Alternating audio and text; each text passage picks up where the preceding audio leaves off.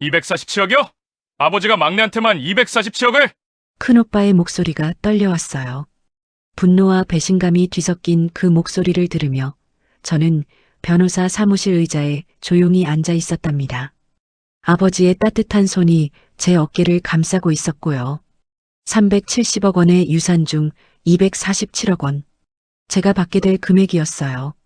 특별기여분이 인정되어서요. 이게 말이 돼? 우리가 미국에서 얼마나 고생하며 공부했는데! 작은 오빠도 소리쳤답니다.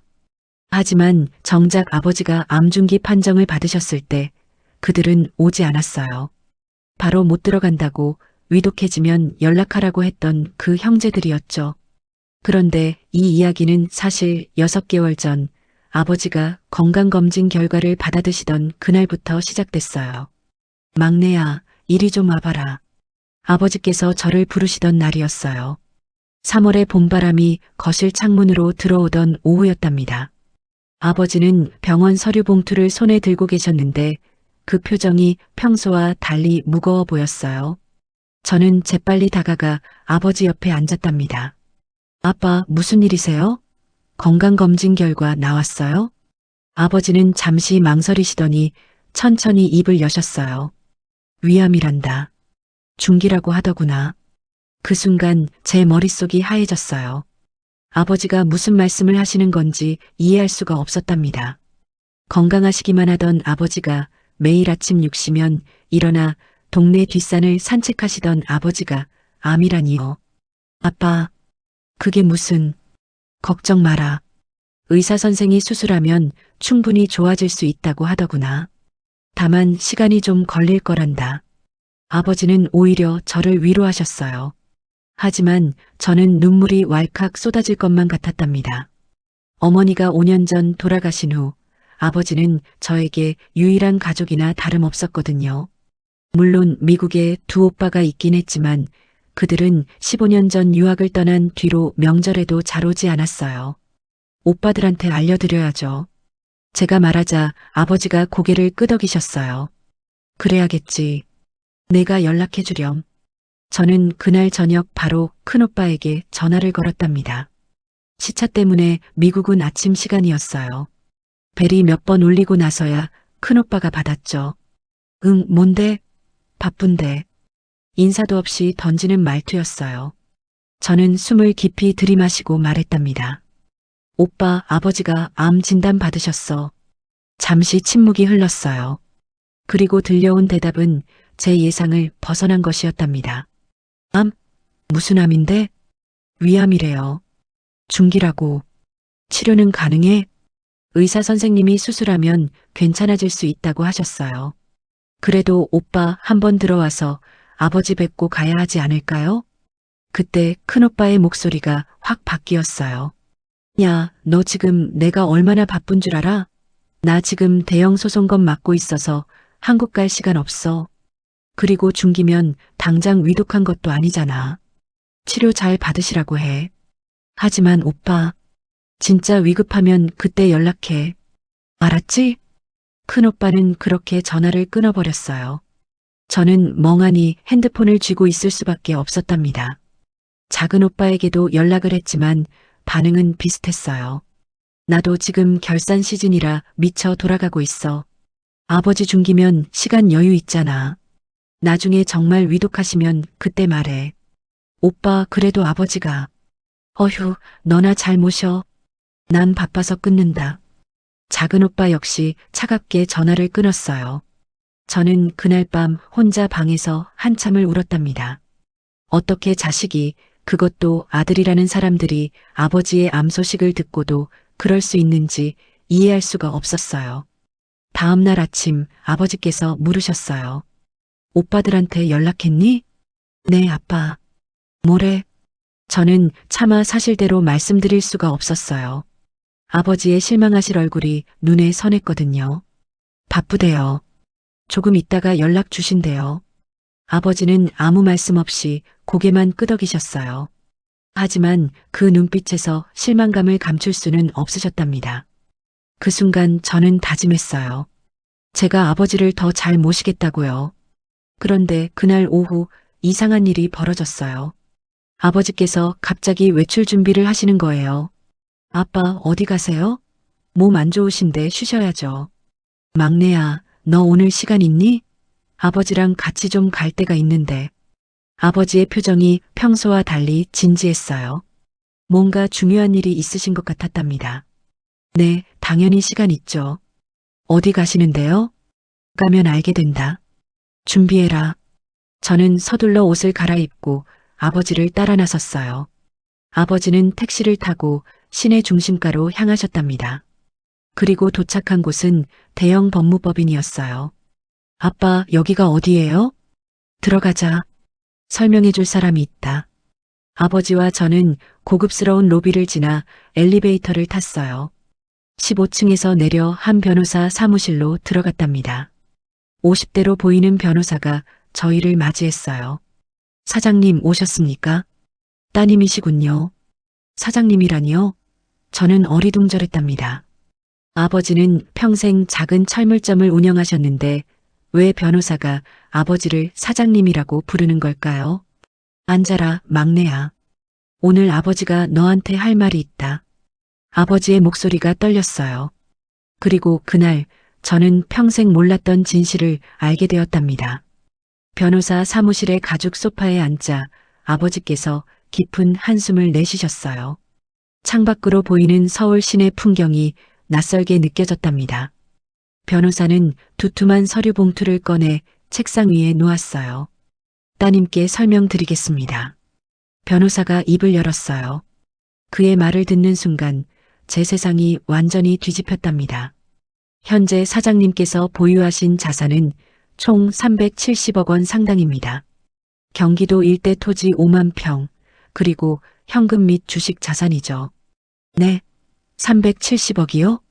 제 목소리가 떨렸어요. 말도 안 된다고 생각했답니다. 우리 가족은 늘 검소하게 살았어요. 아버지는 30년째 같은 철물점을 운영하셨고 우리는 낡은 2층 단독주택에서 살았거든요. 어머니가 살아계실 때도 늘 절약하며 사셨고요. 막내야, 놀랐지? 아버지가 제 손을 잡으셨어요. 그 손이 차갑게 느껴졌답니다. 아빠, 이게 대체 어떻게 된 거예요? 천천히 설명해 주마. 아버지가 너희들 어렸을 때 경기도 외곽에 땅을 좀 샀다. 그때는 싸구려 땅이었어. 논밭이랑 임야였지. 아버지는 창밖을 바라보시며 말씀을 이어가셨어요. 그런데 15년 전쯤부터 개발 이야기가 나오기 시작했단다. 그린벨트 해제, 신도시 개발 같은 거 말이야. 처음엔 그냥 소문인 줄 알았어. 그래서요?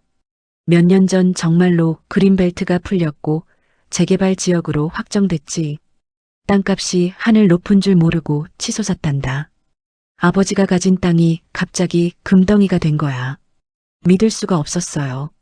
그렇다면 아버지는 왜 우리에게 숨기셨을까요? 왜 여전히 낡은 집에서 작은 철물점을 운영하시며 검소하게 사셨을까요? 아빠, 그럼 왜 말씀 안 하셨어요? 왜 이렇게 사신 거예요? 아버지의 눈가에 깊은 주름이 패였어요. 너희 오빠들 때문이었다. 큰애랑 작은애가 미국 가서 공부할 때 돈 보내달라고 하더구나. 학비, 생활비, 차 사는 돈까지. 아버지가 다 보내줬지. 알아요. 오빠들 유학 보내시느라 고생 많이 하셨잖아요. 그런데 말이다. 아버지의 목소리가 쓸쓸해졌어요. 돈을 보내주면 보내줄수록 오빠들이 변하더구나. 전화할 때마다 돈 이야기만 했어.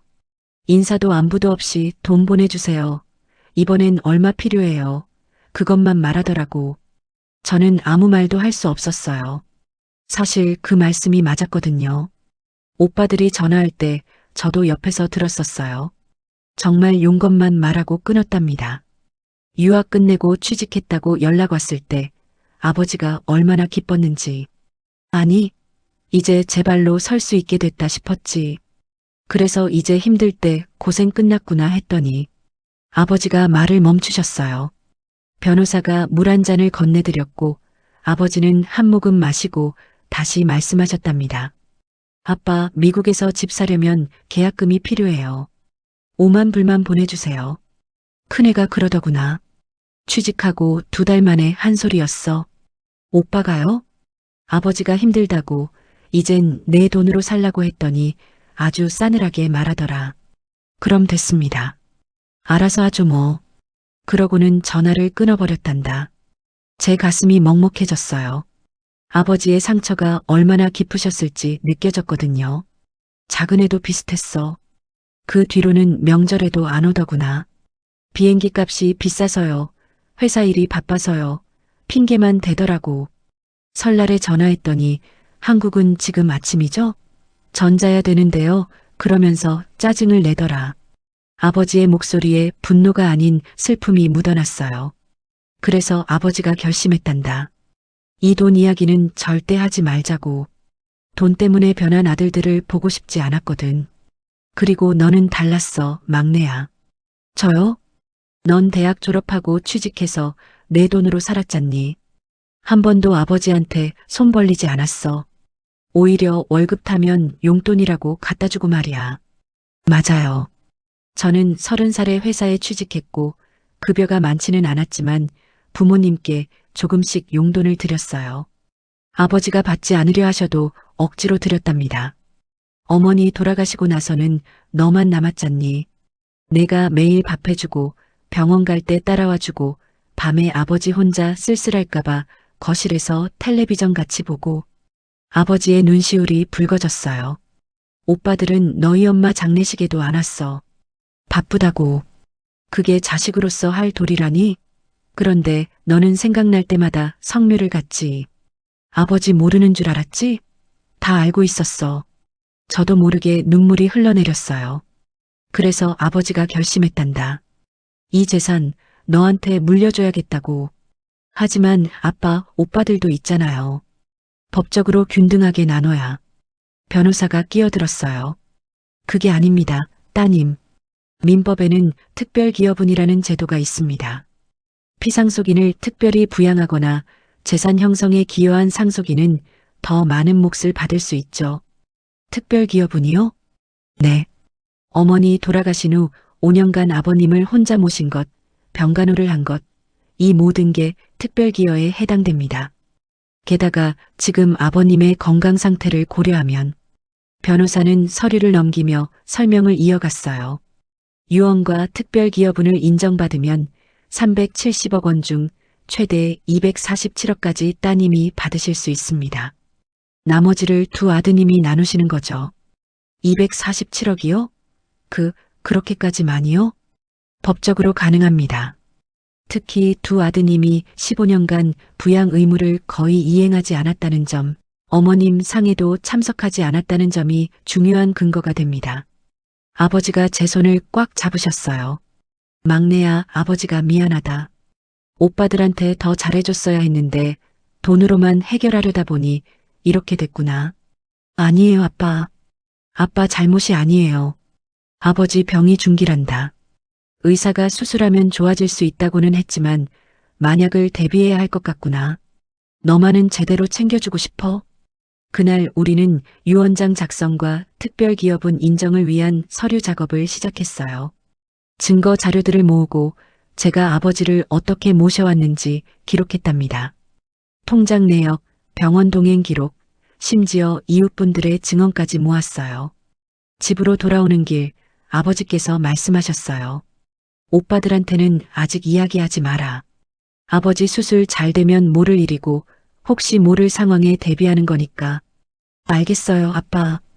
그런데 정말 걱정되네요. 수술?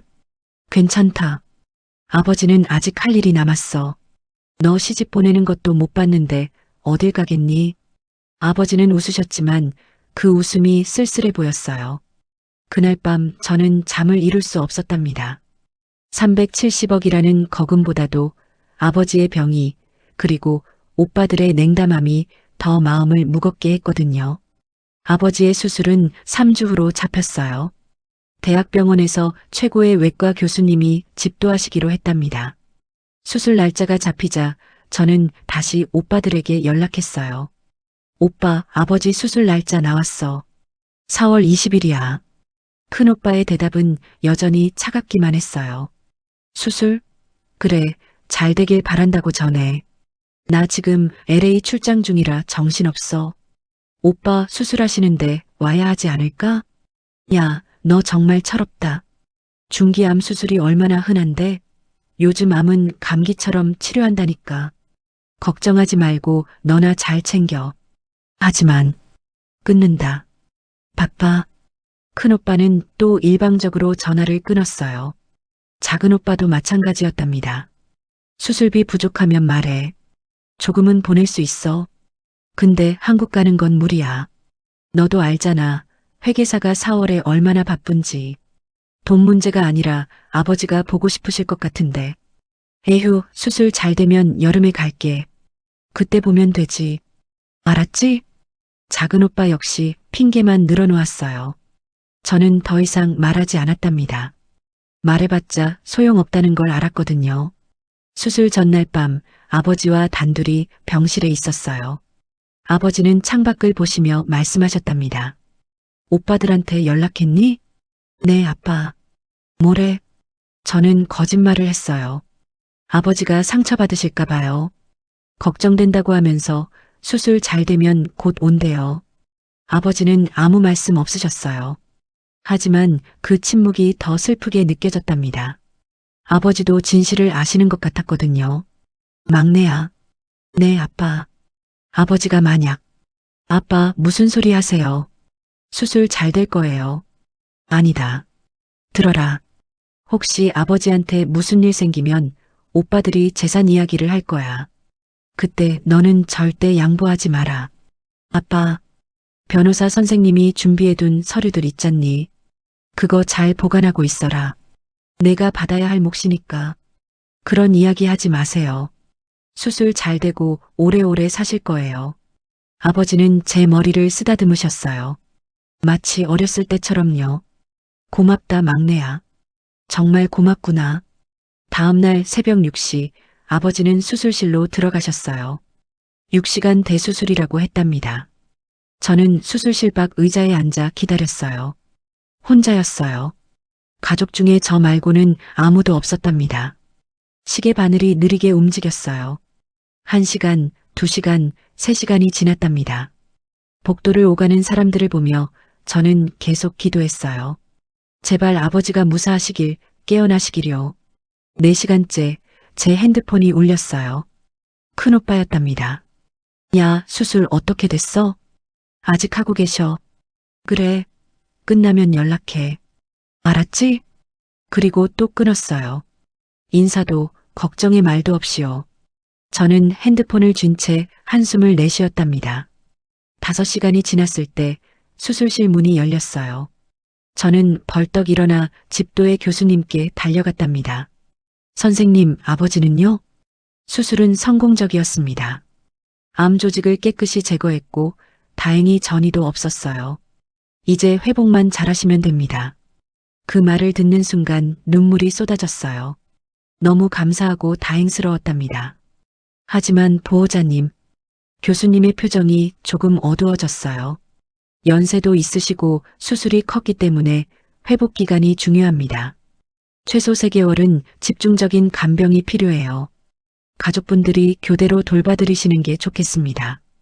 제가 할게요. 걱정 마세요.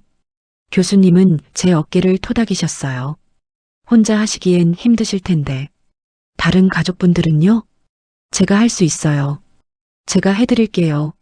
아버지는 중환자실로 옮겨지셨고 저는 그날부터 병원에서 생활하기 시작했어요. 회사에 병가를 냈답니다. 상사가 힘들어했지만 아버지보다 중요한 건 없었어요. 그날 저녁 오빠들에게 다시 연락했어요. 오빠, 수술 잘 끝났어. 아버지 중환자실에 계셔. 큰오빠의 대답은 짧았어요. 그래, 다행이네. 잘 됐다. 오빠, 그래도 한 번 와서. 야, 내가 몇 번을 말해야 알아듣니? 나 정말 바빠. 아버지 괜찮다며? 그럼 됐잖아. 너 있잖아. 하지만 오빠도 아들인데. 어휴, 진짜. 나중에 통화하자. 피곤해 죽겠어. 큰오빠는 또 전화를 끊었어요. 작은오빠한테 연락했을 때는 더 기가 막혔답니다. 수술비 많이 나왔어? 내가 좀 보탤까? 그게 중요한 게 아니라. 뭐가? 수술 잘 됐으면 다 해결된 거 아니야? 너 왜 이렇게 예민하게 구는 거야? 오빠, 나 혼자 아버지 간병하기 힘들어. 한 번만 와줘. 에이, 간병인 쓰면 되지. 요즘 얼마나 잘 나와 있는데. 내가 비용 절반 낼게. 됐지? 돈 문제가 아니라고. 아, 진짜 짜증나. 나도 스트레스 받는단 말이야. 끊는다. 작은 오빠도 일방적으로 전화를 끊었어요. 저는 병원 복도에 주저앉아 한참을 울었답니다. 어떻게 형제가 이럴 수 있을까요? 피를 나눈 가족인데 말이에요. 다음 날부터 본격적인 간병이 시작됐어요. 아버지는 중환자실에서 일주일을 보내고 일반 병실로 옮기셨답니다. 몸이 많이 약해지셨어요. 걸으시기도 힘들어 하셨죠. 막내야, 미안하구나. 내가 고생이 많다. 아니에요, 아빠. 전혀 안 힘들어요. 거짓말이었어요. 정말 힘들었거든요. 밤새 잠도 제대로 못 자고 아버지 식사 챙기고 약 드리고 씻겨드리고 배변 처리하고 하루하루가 전쟁 같았답니다. 그런데 일주일쯤 지났을 때예요. 아버지가 간병하는 저를 보시더니 갑자기 우셨어요. 아빠, 왜 그러세요? 어디 아프세요? 아니다. 그냥 고맙고 미안해서. 무슨 말씀을 그렇게 하세요? 내 오빠들이 여기 있었으면 얼마나 좋았을까. 아버지의 그 말씀에 제 가슴이 찢어지는 것 같았어요. 아버지는 여전히 오빠들을 기다리고 계셨던 거예요. 2주가 지났을 때 큰오빠에게서 영상통화가 왔어요. 야, 아버지 좀 바꿔봐. 저는 아버지께 핸드폰을 드렸답니다. 아버지의 얼굴이 환해졌어요. 큰아, 오랜만이구나. 아버지, 얼굴이 많이 상하셨네요. 수술 흔적인가 봐요. 괜찮다, 괜찮아. 넌 잘 지내고 있지? 네, 저야 뭐. 그나저나 언제 퇴원하세요? 의사 선생이 한 달은 더 있어야 한댄다. 한 달이요? 병원비 많이 나오겠네. 제가 좀 부담할까요? 아버지가 손사래를 치셨어요. 아니다, 아니야. 아버지가 다 할 수 있어. 걱정 마라. 그래도 넌 내일이나 잘해라. 바쁜데 전화까지 해줘서 고맙구나. 영상통화는 5분도 안 돼서 끝났어요. 큰오빠는 아버지 안부를 묻기는 했지만 면회 오겠다는 말은 끝내 하지 않았답니다. 그날 밤 아버지가 말씀하셨어요. 막내야, 유언장 잘 보관하고 있지? 네, 아빠. 왜요? 아버지가 퇴원하면 공증을 받으러 가야겠구나. 확실하게 해놔야 나중에 문제가 없을 거야. 아빠, 그런 이야기 하지 마세요. 오래오래 사실 거잖아요. 그래도 준비는 해둬야지. 사람 일은 아무도 모르는 거니까. 아버지의 눈빛이 흔들렸어요. 뭔가 불안해하시는 것 같았답니다. 한 달 후 아버지는 퇴원하셨어요. 집으로 돌아온 첫날 아버지는 거실을 둘러보시며 눈물을 흘리셨답니다. 살아서 다시 집에 오다니. 아빠, 울지 마세요. 이제 다 좋아지실 거예요. 그날부터 집에서의 간병이 시작됐어요. 병원에서보다는 조금 나았지만 여전히 힘들었답니다. 아버지는 혼자 걸으시기 힘들어 하셨고 식사도 조금씩만 하실 수 있었어요. 그런데 놀라운 일이 일어났어요. 한 달쯤 지나자 아버지가 조금씩 기력을 회복하신 거예요. 스스로 화장실도 가시고 식사량도 늘어나셨답니다. 막내야, 아버지가 산책 좀 하고 싶구나. 정말요? 진짜 괜찮으세요? 응. 답답해서 못 견디겠어. 천천히 걷자. 우리는 집 근처 공원을 천천히 걸었어요. 아버지는 제 팔을 잡고 한 걸음 한 걸음 내디디셨답니다. 그 모습이 어찌나 대견하고 기쁘던지요. 아버지가 이렇게 다시 걸을 수 있을 줄 몰랐어. 다 내 덕분이야, 막내야. 무슨 말씀을 그렇게 하세요. 아빠가 강하셔서 그렇죠. 공원을 걷는 동안 아버지가 말씀하셨어요. 내일 변호사 사무실에 가자. 유언장 공증 받아야 한다. 네, 알겠어요. 그리고 막내야, 아버지가 너한테 미안한 게 하나 있다. 뭐가요? 오빠들 이야기를 나중에 들으면 너한테 원망할 거야. 왜 아버지를 부추겨서 재산을 혼자 다 가져가려 했냐고. 전 괜찮아요, 아빠. 아니다. 힘들 거야. 하지만 너는 당당하게 맞서라. 내가 받을 자격이 있는 거니까. 아버지의 목소리에 힘이 실렸어요. 그날 저는 다짐했답니다. 아버지의 뜻을 꼭 지키겠다고요. 아버지가 퇴원하신 지 3개월이 지났어요. 날씨도 따뜻해지고 아버지의 건강도 많이 좋아지셨답니다. 정기 검진에서도 좋은 결과가 나왔어요. 암세포가 재발하지 않았고 수치도 정상이었죠. 막내야, 이제 아버지 혼자서도 괜찮을 것 같구나. 넌 회사 다시 다녀야지. 아니에요, 아빠. 조금만 더 쉬다가 갈게요. 안 된다. 젊은 사람이 계속 집에만 있으면 안 되지. 아버지 정말 괜찮으니까 걱정 마라. 결국 저는 회사에 복직했어요. 다행히 상사분이 배려해 주셔서 자리가 남아 있었답니다. 하지만 매일 퇴근하면 바로 집으로 달려가 아버지를 챙겼어요. 그렇게 평온한 나날이 이어지던 어느 날이었어요. 저는 전혀 예상하지 못했답니다. 오빠들이 이미 움직이고 있었다는 걸요.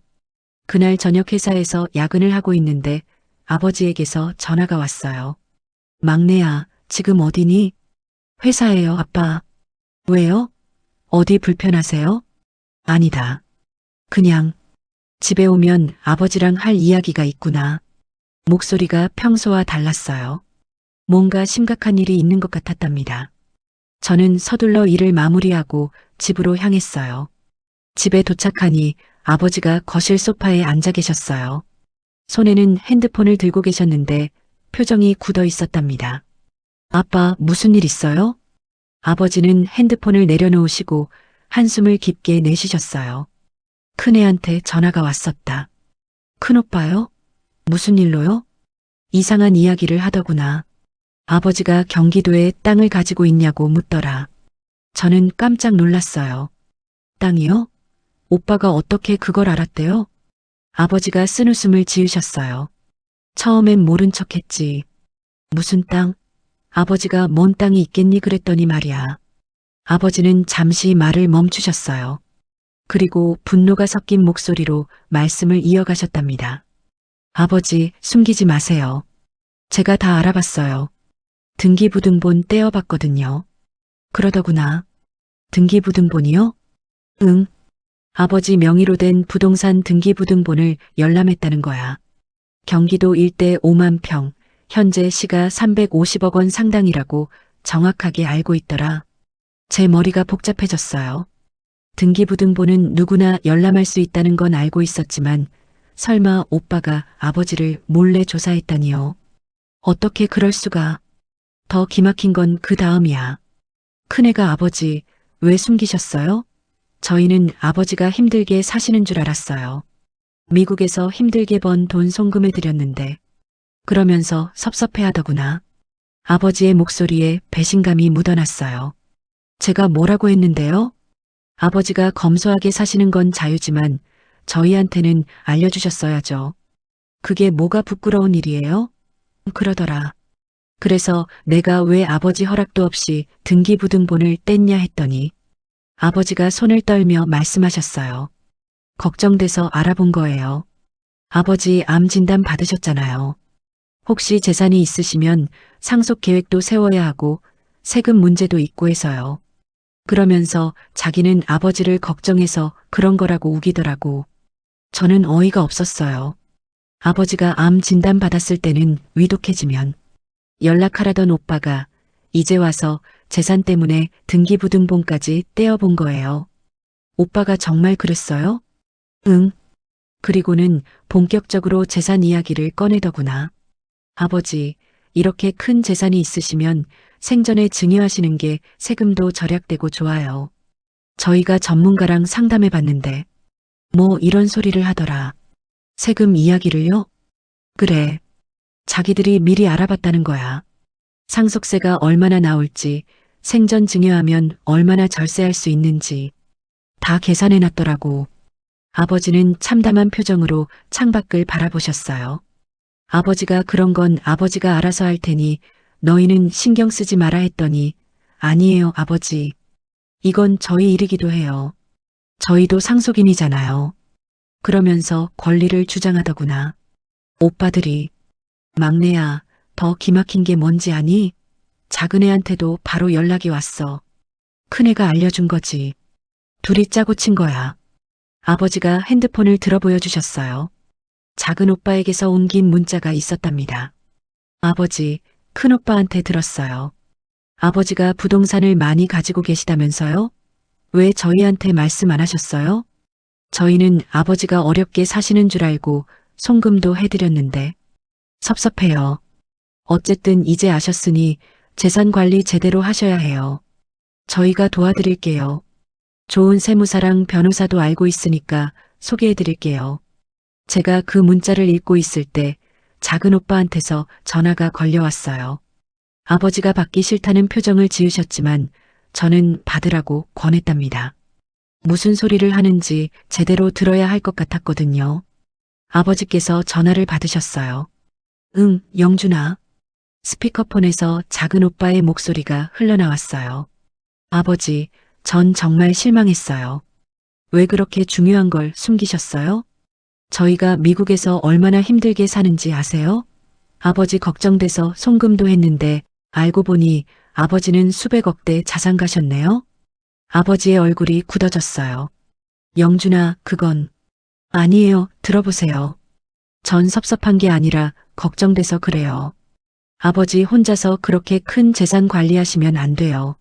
사기꾼들 타깃이 될 수도 있고 세금 문제도 복잡하고요. 작은 오빠의 말투가 점점 강압적으로 변했어요. 그리고 아버지, 솔직히 말씀드릴게요. 막내한테만 유리하게 유언장 같은 거 쓰시면 안 돼요. 저희도 똑같은 자식이잖아요. 법적으로 동등한 권리가 있어요. 뭐, 내가 어떻게... 저희가 알아봤어요. 아버지가 변호사 사무실 다녀오신 것도 알고 있어요. 특별기업은? 그런 거 저희가 가만 안 둘 거예요. 법정에서 다 뒤집을 수 있어요. 저는 믿을 수가 없었어요. 오빠가 어떻게 그런 말을 할 수 있는 걸까요? 영준아, 내가 지금 무슨 소리를 하는 거니? 현실 직시하세요, 아버지.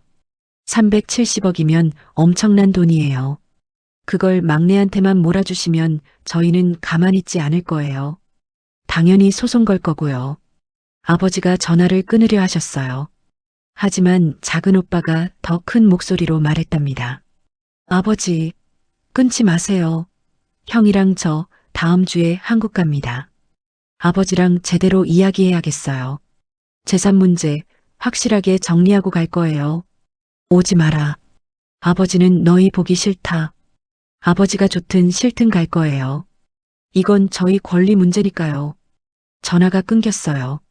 아버지는 핸드폰을 던지듯 소파에 내려놓으시고는 두 손으로 얼굴을 감싸셨답니다. 내가, 이 아비가 자식을 잘못 키웠구나. 아빠, 돈 때문에 이렇게 변할 줄은 정말 몰랐어. 저는 아버지를 안아드렸어요. 아버지의 어깨가 떨리고 있었답니다. 그날 밤 저는 잠을 이룰 수 없었어요. 오빠들이 아버지 몰래 등기부등본을 뗀 것, 재산을 조사한 것, 그리고 노골적으로 권리를 주장하는 것, 모든 게 믿기지 않았답니다. 다음 날 아침 큰오빠에게서 저한테 직접 문자가 왔어요. 막내야, 큰오빠다. 내가 아버지를 부추겨서 유언장 쓰게 한 거 다 알고 있어. 너 혼자 다 가져가려는 속셈이지? 꿈도 꾸지 마. 우리가 가만 안 둘 거야. 370억을 3분의 1씩 나누는 게 맞는 거야. 내가 고집 부리면 법정에서 봐. 제 손이 떨렸어요. 저를 속물로 몰아세우는 그 문자를 보며 저는 깨달았답니다. 오빠들은 이미 돌아올 수 없는 강을 건넜다는 걸요. 일주일이 지났어요. 정말로 오빠들이 한국에 왔답니다. 그것도 각자 변호사를 한 명씩 데리고요. 막내야, 우리 왔다. 큰오빠가 현관문을 열고 들어왔어요. 작은 오빠와 두 명의 변호사가 함께였답니다. 15년 만에 보는 오빠들이었어요. 그런데 그들의 눈빛은 차갑기만 했어요. 오빠들, 아버지는? 큰오빠가 가방도 내려놓지 않고 물었어요. 인사도 없이요. 거실에 계세요. 오빠들은 서둘러 거실로 갔어요. 아버지는 소파에 앉아 계셨는데 오빠들을 보시더니 표정이 굳으셨답니다. 왔구나. 네, 아버지. 저희가 할 이야기가 있어서 왔습니다. 큰오빠가 서류 가방을 테이블 위에 올려놓았어요. 그리고 변호사 2명이 양쪽에 앉았답니다. 마치 사업 협상하러 온 것 같은 분위기였어요. 아버지, 단도직입적으로 말씀드릴게요. 저희가 등기부등본 열람에서 확인했습니다. 아버지께서 보유하신 경기도 일대 토지 5만 평, 현재 시가 약 350억 원, 그리고 기타 자산까지 합치면 총 370억 원 상당이죠? 큰오빠의 변호사가 서류를 꺼내 보였어요. 이 정도 규모의 재산이라면 상속 계획을 명확히 세우셔야 합니다. 특히 상속세만 해도 수백억 원이 나올 수 있으니까요. 아버지는 아무 말씀도 하지 않으셨어요. 그냥 차갑게 오빠들을 바라보고만 계셨답니다. 아버지, 저희가 알아보니까 아버지께서 유언장을 작성하셨더군요. 그것도 막내한테 유리하게요. 작은 오빠가 끼어들었어요. 그건 불공평해요, 아버지. 저희도 똑같은 자식이에요. 법적으로 동등한 상속권이 있고요. 너희가, 아버지가 입을 여셨어요. 목소리가 떨리고 있었답니다. 너희가 아버지한테 해준 게 뭐가 있어서 권리를 주장하니? 저희도 아버지 자식이잖아요. 그것만으로도 충분한 권리예요. 큰오빠가 소리를 질렀어요. 그 순간 저는 알았답니다. 이 사람들은 더 이상 제가 알던 오빠들이 아니라는 걸요. 막내야, 우리 왔다. 큰오빠가 현관문을 열고 들어왔어요. 작은 오빠도 함께였답니다. 15년 만에 보는 오빠들이었어요. 많이 변해 있었죠. 큰오빠는 살이 많이 쪘고 작은 오빠는 머리가 반쯤 벗겨져 있었어요. 오빠들, 아버지는? 큰오빠가 가방도 내려놓지 않고 물었어요. 인사도 없이요. 거실에 계세요. 오빠들은 서둘러 거실로 갔어요. 아버지가 소파에서 일어나시려고 하셨답니다. 앉아 계세요, 아버지. 저희가 인사드릴게요. 큰오빠가 아버지 앞에 무릎을 꿇었어요.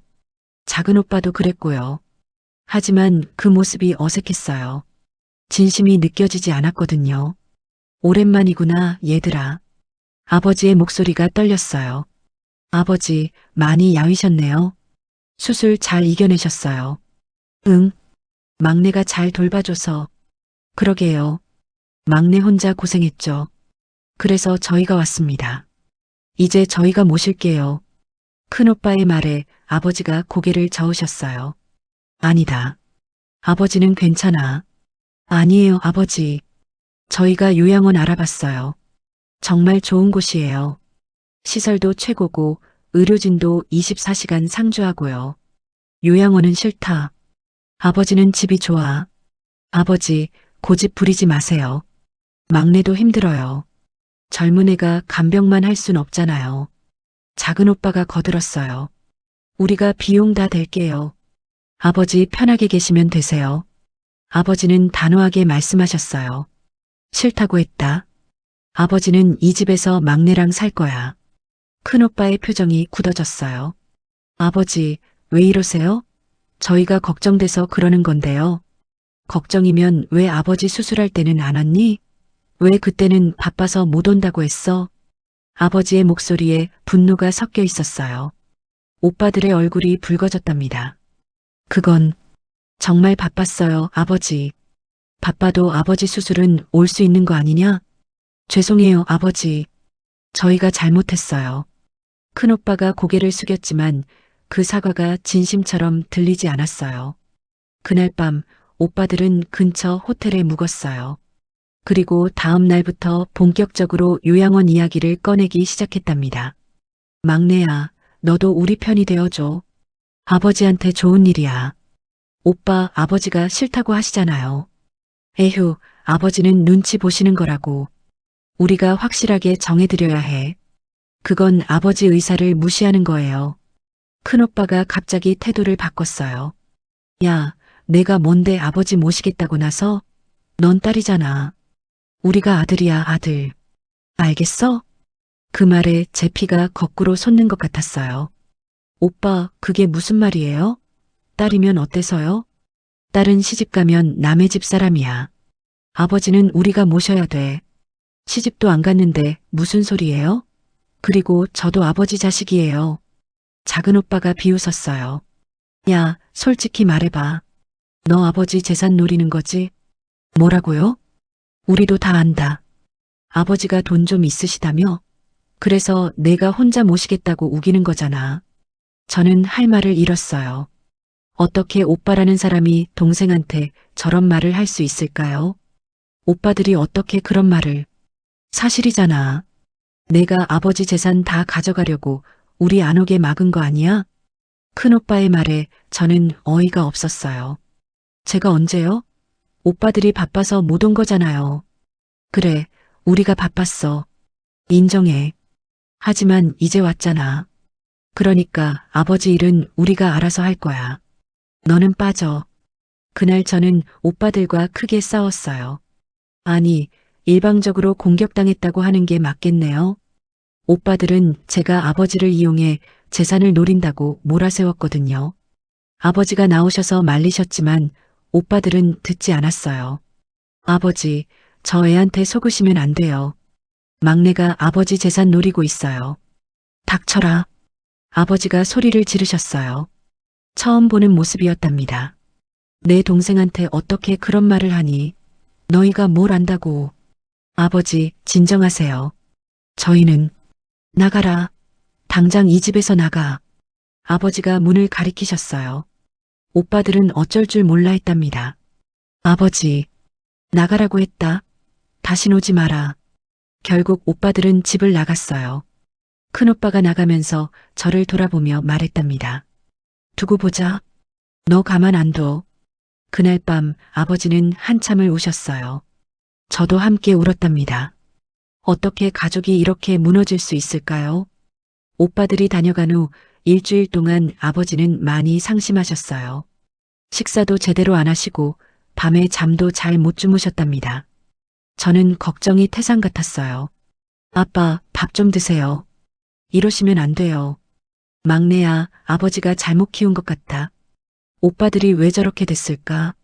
아빠 잘못 아니에요. 오빠들이 변한 거예요. 아버지는 고개를 저으셨어요. 아니다. 아버지가 돈으로만 해결하려고 했으니까 저렇게 된 거야. 진짜 사랑을 가르쳐 주지 못했어. 며칠 후 아버지께서 다시 변호사 사무실에 가자고 하셨어요. 막내야, 오늘 시간 되니? 네, 아빠. 무슨 일이세요? 유언장을 확실하게 정리해야겠다. 변호사 사무실에 도착하자 변호사가 우리를 맞이했어요. 아버지는 단호한 목소리로 말씀하셨답니다. 유언장 내용을 더 명확하게 만들어주세요. 특별기여분을 최대한 인정받을 수 있도록요. 변호사가 고개를 끄덕였어요. 사장님, 이미 준비된 서류들이 충분합니다. 따님의 간병 기록, 병원 동행 내역, 이웃분들의 증언서까지 다 있으니까요. 그래도 혹시 모르니까 더 확실하게 해주세요. 제가 죽고 나면 아들들이 가만히 있지 않을 겁니다. 알겠습니다. 그럼 공증까지 바로 진행하시겠습니까? 네, 오늘 다 끝내고 싶습니다. 우리는 그날 공증 사무실까지 가서 모든 절차를 마쳤어요. 유언장에는 명확하게 적혀 있었답니다. 370억 원의 재산 중 247억 원은 막내딸인 제가, 나머지는 두 아들이 나눠 갖는다고요. 막내야, 이거 원본은 내가 보관해라. 사본은 변호사 선생님이 가지고 계시고. 네, 아빠. 그리고 만약 아버지한테 무슨 일이 생기면 절대 오빠들한테 휘둘리지 마라. 알겠지? 아빠, 무슨 말씀을. 약속해라. 아버지가 평생 모은 재산이야. 내가 받을 자격이 있는 거란다. 저는 눈물을 참으며 고개를 끄덕였어요. 집으로 돌아오는 길 아버지께서 말씀하셨어요. 막내야, 아버지가 너무 오래 사는 것도 문제겠구나. 무슨 말씀이세요?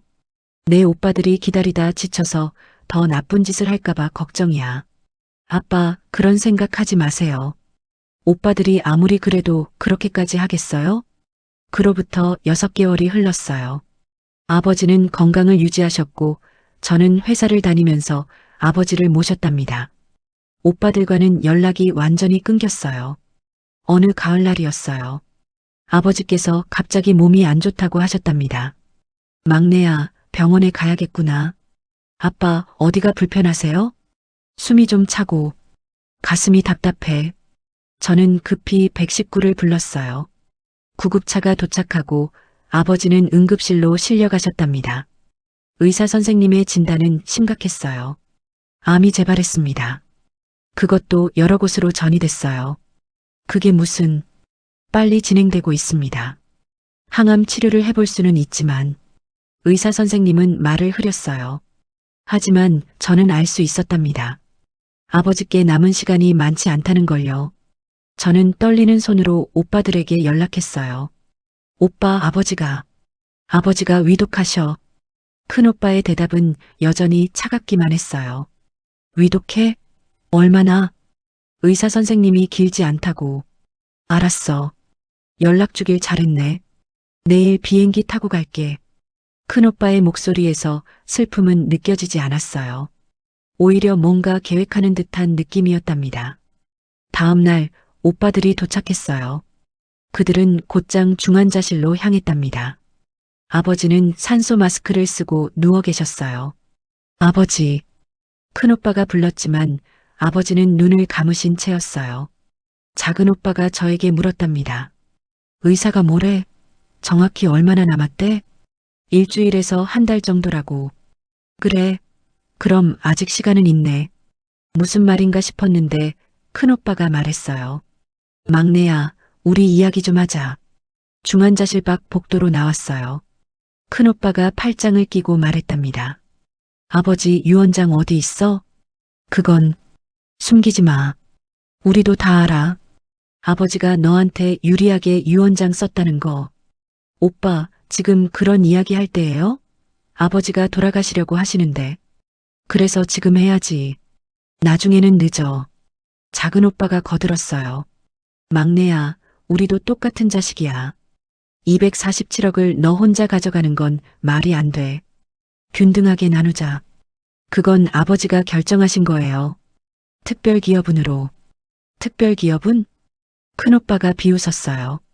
그거 우리가 법정에서 다 뒤집을 수 있어. 너 간병한 거? 그거 돈으로 환산하면 얼마 안 돼. 기껏해야 몇 천만 원이지. 오빠, 어떻게 그런 말을. 현실을 직시해. 아버지 돌아가시면 우리가 소송 걸 거야. 그럼 너도 힘들고 변호사 비용만 나갈 거고. 차라리 지금 합의하는 게 서로한테 나아. 저는 고개를 저었어요. 싫어요. 이건 아버지 뜻이에요. 큰오빠가 소리를 질렀답니다. 너 정말 끝까지 욕심 부릴 거야? 우리가 얼마나 참았는데, 아버지가 우리한테 얼마나 차가웠는지 알아? 그건 오빠들이 먼저 아버지한테 차갑게 대해서예요. 뭐? 수술할 때도 안 오고, 명절에도 안 오고, 전화도 안 하고, 그러고선 이제 와서 재산 이야기나 하고. 제 목소리가 떨렸어요. 참았던 말들이 쏟아져 나왔답니다. 오빠들은 15년 동안 뭘 했어요? 아버지가 보고 싶어 하실 때 뭘 했냐고요? 돈만 달라고 할 때만 연락하고. 야, 우리가 미국에서 얼마나 고생했는지 알아? 그래서요? 그게 아버지 무시해도 되는 이유예요? 아버지가 암이라고 했을 때 위독하면 연락하려는 게 자식이 할 말이에요? 작은 오빠의 얼굴이 붉어졌어요. 너 정말. 오빠들한테는 아버지가 돈줄이었나 봐요. 그래서 이제 마지막으로 짜낼 생각이시죠? 2년이. 큰오빠가 손을 들어 올렸어요. 때리려는 것 같았답니다. 하지만 그때 간호사가 뛰어왔어요. 보호자분들, 환자분이 깨어나셨어요. 우리는 황급히 중환자실로 들어갔어요. 아버지가 힘없이 눈을 뜨고 계셨답니다. 아빠. 제가 아버지 손을 잡자 아버지가 미소를 지으셨어요. 막내야. 걱정 마라. 아빠, 말씀하지 마세요. 힘드시잖아요. 아버지가 오빠들을 보셨어요. 그리고 쓸쓸하게 웃으셨답니다. 왔구나. 얘들아. 네, 아버지. 저희 왔어요. 큰오빠가 대답했지만 그 목소리에 진심은 없었어요. 아버지도 아시는 것 같았답니다. 아버지가. 미안하다. 좋은 아버지가 못 돼서. 아니에요, 아빠. 아빠가 최고예요. 막내야. 유원장. 잘 지켜라. 오빠들한테 흔들리지 마. 네, 아빠. 걱정 마세요. 아버지는 제 손을 꽉 쥐셨어요. 그리고 오빠들을 보시며 말씀하셨답니다. 너희는 다시는 보고 싶지 않구나. 아버지, 나가라. 제발, 나가. 의사가 오빠들에게 나가달라고 했어요. 오빠들은 어쩔 수 없이 나갔답니다. 그날 밤 아버지는 제 손을 잡고 계속 말씀하셨어요. 고맙다. 막내야. 정말 고맙다. 아빠, 전 아무것도 안 했어요.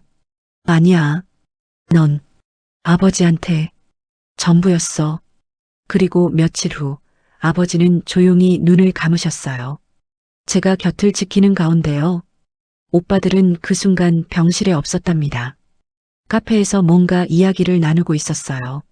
장례식은 조용히 치러졌어요. 오빠들은 문상객들에게는 슬픈 척했지만 저에게는 날카로운 눈빛만 보냈답니다.